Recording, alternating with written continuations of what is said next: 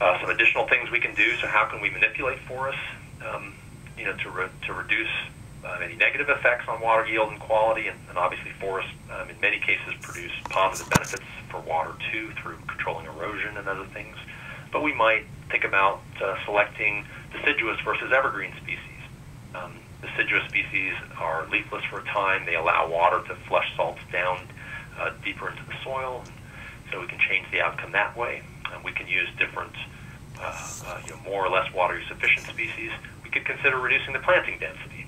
So clearly, the higher the planting density of the forest stand, the larger these kinds of effects are likely to be. You might decide to limit the percent of the amount of the area of the catchment that's planted or in a different land use. This is not the way we manage land in the United States, but it is done in some other places around the world.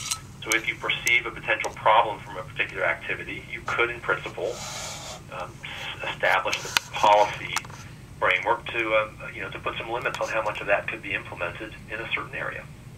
And then another obvious one would be to lengthen the rotation time, going all the way back to that genotum example we looked at and the catchment experiments that our group had synthesized.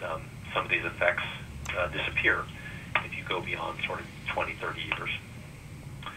Well, finally, my overall summary then is that climate change will affect forests, grasslands, and water resources profoundly. I think the evidence is already clear on that. In the next couple of decades, 10 to 20 years, I believe that climate policy, like biofuels, electricity standards, and offsets, could affect land use and water more than climate change will. And that's not to say that it's more important than climate change, just that decisions we make now influence tens and even hundreds of millions